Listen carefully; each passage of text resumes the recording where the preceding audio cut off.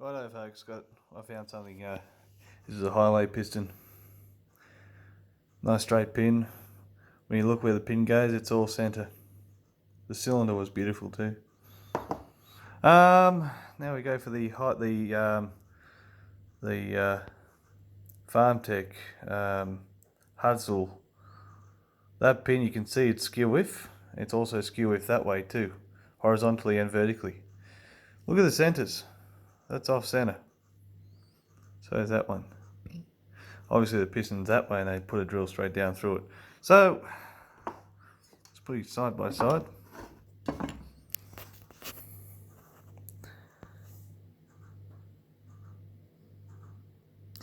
Now I can imagine a piston sitting a bit, maybe sitting this way can't be too much of an issue, but because it's also horizontally skew width as well, without using any dial indicators, I can see it. That'd put strain, because say the rod's on there and the whole thing wants to go there, I can imagine crankshafts would want to fail. It'd put a lot of uneven stress on this big end. Now, if you, this is the original Hudzel Farmtec 54mm cylinder, which is nice. The hang on, let's not get ahead of myself. That is over there. Now that one is nice. It's straight. I don't know how straight. Let's just might just pull that piston out of there and have a quick look at it too, because I've just stuck it up there. Oh yeah, not too bad. Actually nice. This is a 54mm.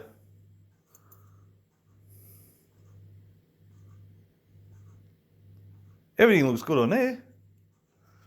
Farmtec, Hudzel. But then, oh yeah, this guy here, look at it. This end is sitting lower and this one's sitting higher, toward like this. This is closer towards the skirt than this side, and this is that way and this is that way.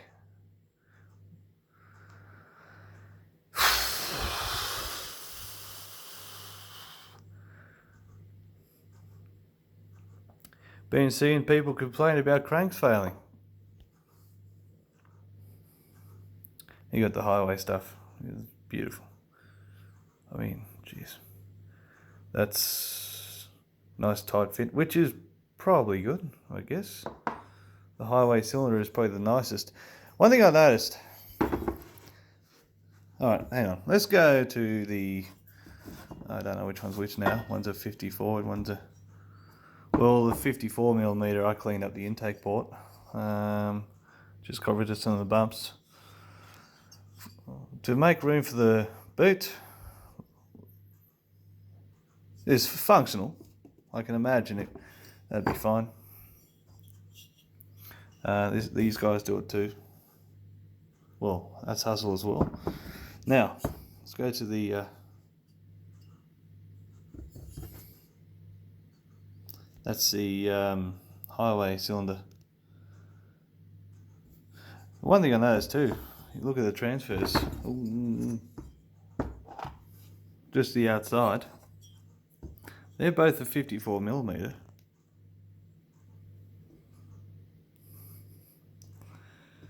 Bigger transfers. Don't know if you can see it. Wide, like the width is different.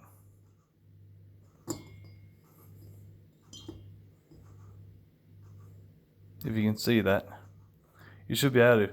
Well, for a start, there's less fin, more transfer there, and there's more fin, less transfer there. So, and not just that, let's look at the intake. Get them both in the same shot, you can see it. Hyway's got a bigger mouth. Now let's look at the exhaust.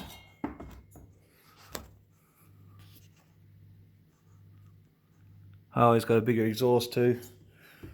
Ports are all smooth. The only thing I'm concerned about, at the bottom, I'll draw up what's actually happening there because I can't really show it on camera. My only complaint, I gotta take this bump off. I've got a bit of a all the way along, but that's the only issue I've got. But it's not even a bump, it's more like it comes down and it's got a bit of a, yeah. Now I measured, that's the only thing. The bottom of the intake port on this side is much closer to the base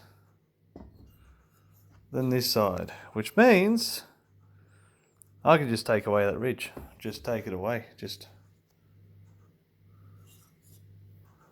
hard to show it, but that's it. It's beautiful inside, very nice finish. So get in there with the Dremel and just carefully, in fact you could see the shape of the port there. That one follows the sides all the way down and straight out. And this original one just had bumps in the middle that I took out. So I can just do the same thing with this. Just tidy that up and that's it. Make sure there's no lip so the rings don't catch. Yep. So,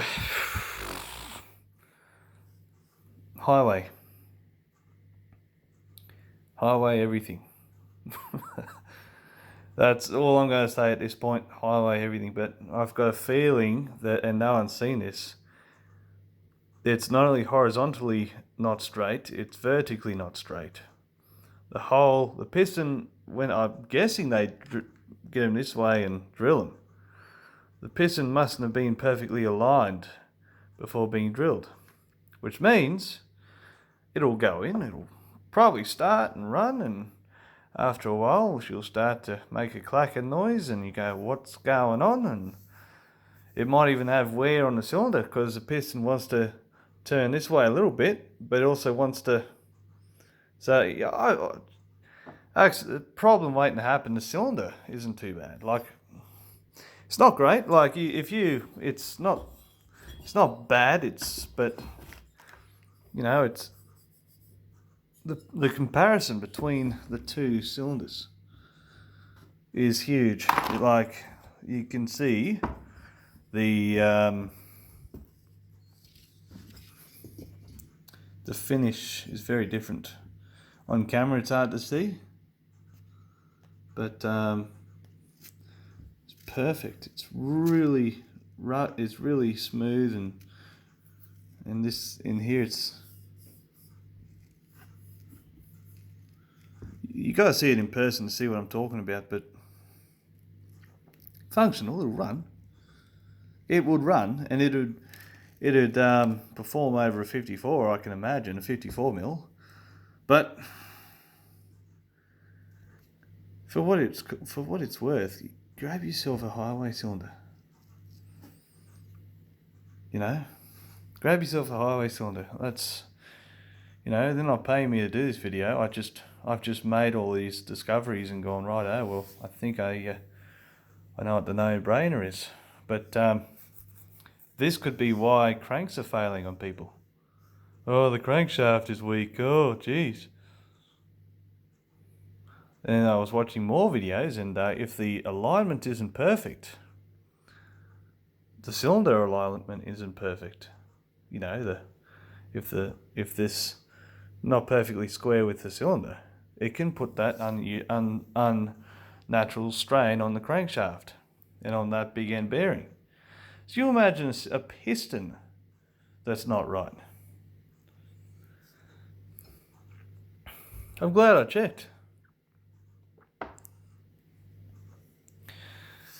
I can't imagine any warranty, but it's worth a video, and I think, what was it, bloody $15 or something I paid for the kit. So I've got a good cylinder, goodish. I'll play with the ports, you know, practice. Look at the difference in that stuff, me.